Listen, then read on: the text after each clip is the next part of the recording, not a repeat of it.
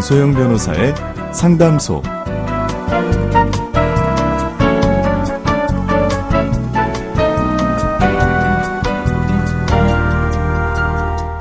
양소영 변호사의 상담소, 양담소를 찾아주신 여러분 환영합니다. 양소영입니다.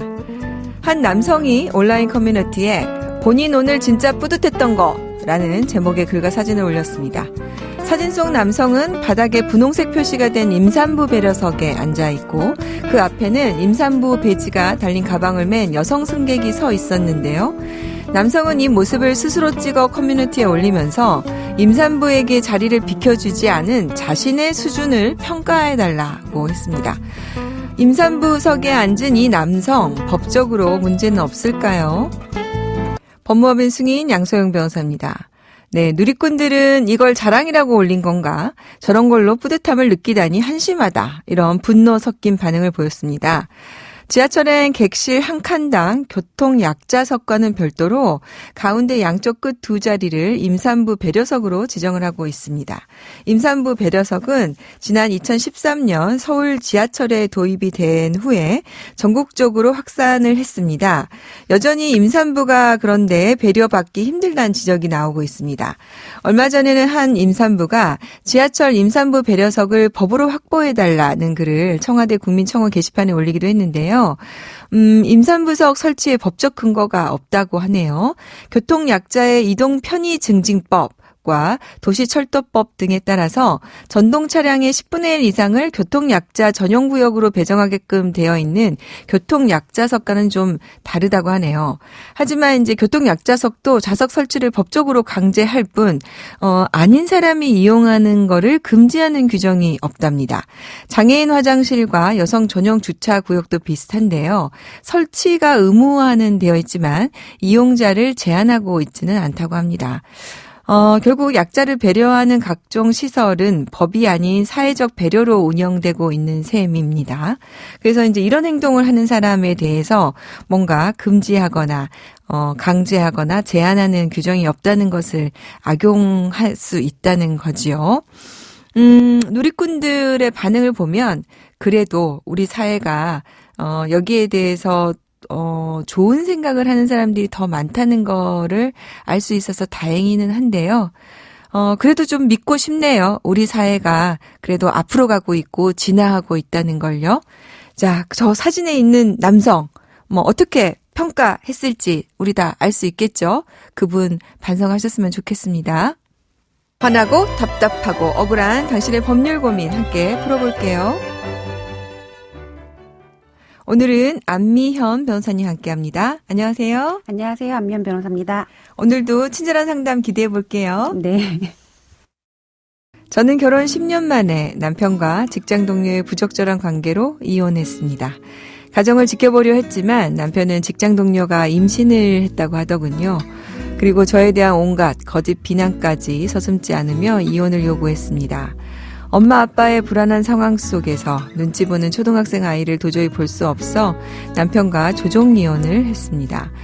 애초부터 남편은 아이는 저보고 키우라고 해서 친권자와 양육자는 제가 하기로 했습니다.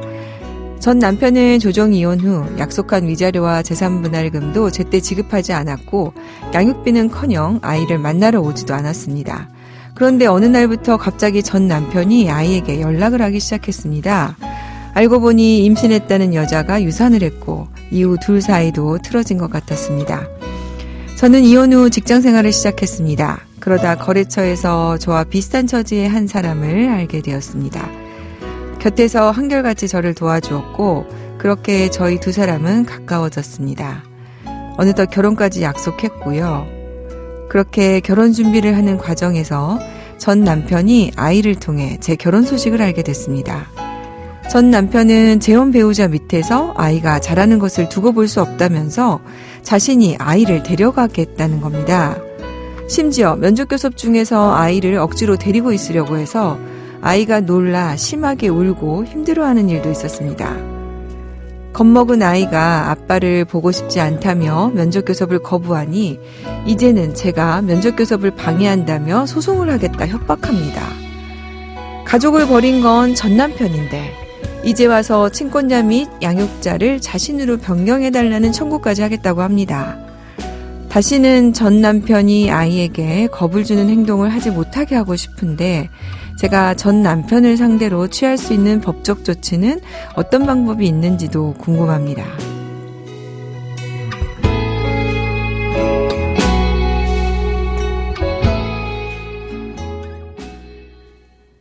네. 이혼 이후에 이렇게 이제 부모의 감정이 개입이 돼서 아이가 힘들게 되는 경우가 참 안타까워요. 안미연 변호사님 어떻습니까? 자, 조정이혼으로 지금 이미 친권자와 양육자 지정이 되었어요. 근데 지금 남편 얘기처럼 변경 청구가 일단 가능한가요? 지금 민법 제830조 제5항을 보면 네. 가정법원은 자의 복리, 그러니까 아이의 복리를 위해서 필요하다고 인정하는 경우에는 부모, 자 및 검사의 청구 또는 직권으로 자의 양육에 관한 사항을 변경하거나 다른 적당한 처분을 할 수 있다라고 정하고 있거든요. 네. 그래서 지금 이혼 당시 자녀의 친권자 및 양육자가 이미 지정돼 있다 하더라도 사정 변경이 있어서 아이의 복리를 위해 필요한 경우에는 친권자 양육자를 변경해달라는 심판 청구도 충분히 가능합니다. 일단 민법에 규정이 있군요. 네, 그렇습니다. 네. 그러면은 이 경우에 이제 일단은 남편이 아이의 복리를 위해서 필요하다 이렇게 인정을 받으면 변경을 할 수가 있는데 네. 그러면 협의로도 변경은 가능합니까? 양육자 변경 같은 경우에는 부모 간의 협의를 통해서 변경을 할 수가 있는데요. 네. 친권의 경우는 좀 다릅니다. 친권은 네. 가정법원의 지정을 받도록 되어 있기 때문에 친권자 지정을 변경을 하시려면 법원에 친권자 변경 심판 청구를 따로 하셔야 돼요. 그렇군요. 그러면은 친권자 및 양육자는 어떤 경우에 변경이 됩니까? 아까 말씀드렸다시피 민법에서 가장 중요하게 여기는 게 그 자의 복리를 위하여였잖아요. 그래서 네.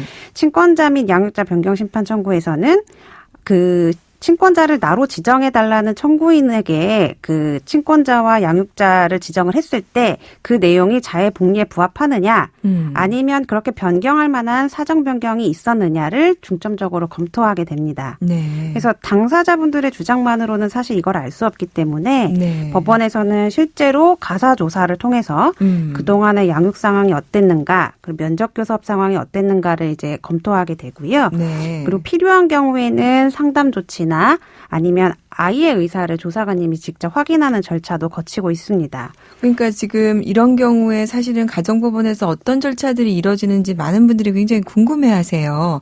네, 가정법원에는 가사조사관님이라고 하는 네. 그 가정 사건에 대한 부분을 조사하는 조사관님을 두고 있고 네. 그리고 여러 상담기관을 연계해서 그 상담 조치도 적절하게 이뤄질 수 있도록 이미 지금 체계를 갖춰놨기 때문에 네. 지금 아이에 대한 부분에 있어서는 부모의 합의가 있다 하더라도 그 합의만으로는 인정할 수 없다. 실질적으로 아이의 복리가 침해되지 않도록 아이의 상황을 면밀히 살펴야 된다라는 데 중점을 두고 가사조사 제도와 그 조정조치 명령 제도를 적극적으로 활용하고 있습니다. 그렇군요. 그렇게 해서 그러면은 뭐 양육자나 비양육자가 어떻게 아이에게 하고 있었던지 그런 것들이 좀 드러나게 됩니까?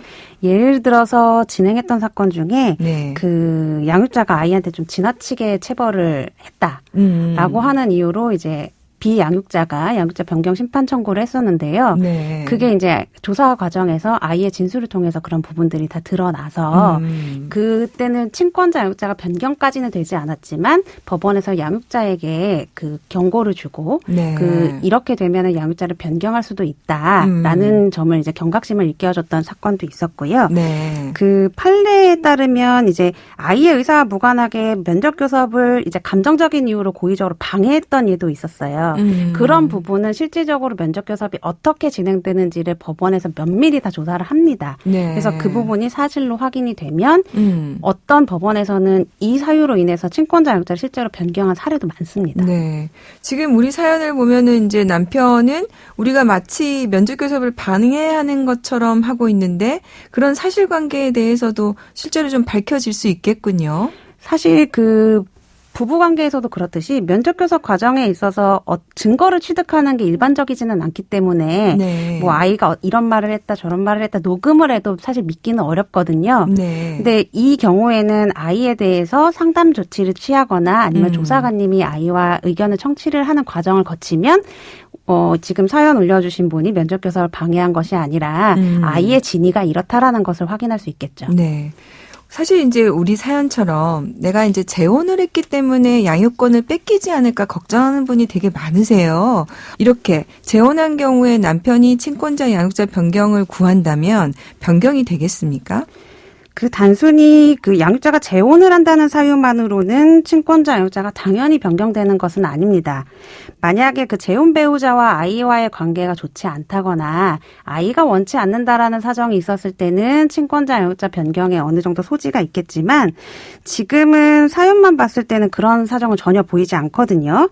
남편이 만약에 친권자 및 양육자 변경 심판 청구에서 인용을 받으려면 네. 아내가 자녀를 제대로 양육하지 못하고 있다거나 양육자로서는 이런 점이 부적합하다는 점을 면밀하게 입증을 하셔야 됩니다. 네. 근데 지금 봤을 때는 사연자 분께 그러한 문제가 있는 것으로는 전혀 보이지 않고요. 네. 오히려 지금 남편분께서 주의하셔야 되는 게 법원에서는 친권자 및 양육자 변경 심판 청구를 할 때 과거의 양육 태도가 어떠했는가 또 네네. 분명히 보거든요. 오히려 지금 그 전에 면접 교섭도 안 하고 양육비도 주지 않고 그런 게 있지 않았나요? 사연에서. 그렇죠. 지금 네. 상간녀라고 이제 관계가 틀어지고 네. 그리고 나서야 자녀에 대한 면접 교섭 및 양육비 지급 의무를 이행하게 된 것으로 보여요. 네. 이거는 남편한테 굉장히 부정적인 요소로 작용을 할 거고 문제는 또 면접 교섭 과정에서 아이를 억지로 데리고 있으려고 하면서 아이에게 겁도 줬거든요.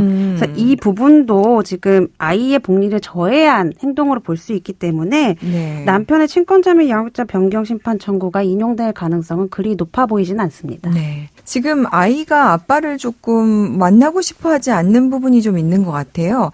당분간 좀 면접 교섭을 안 할 수는 없을까요? 아이가 면접교섭 거부 의사가 극심하다라고 네. 했을 때 이제 생각해 볼 수 있는 게 면접교섭 배제나 제한, 변경의 심판 청구를 고려해 볼 수는 있습니다.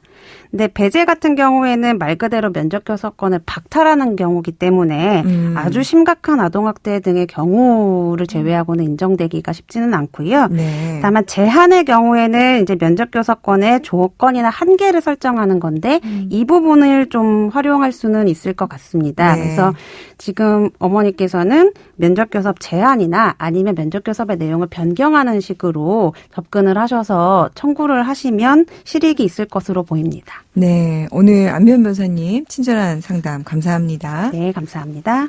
양서영 변호사의 상담소 양담소는 내일 또 문을 엽니다. 끝곡 양희은의 슬픔 이젠 안녕 들려드릴게요. 양소영이었습니다.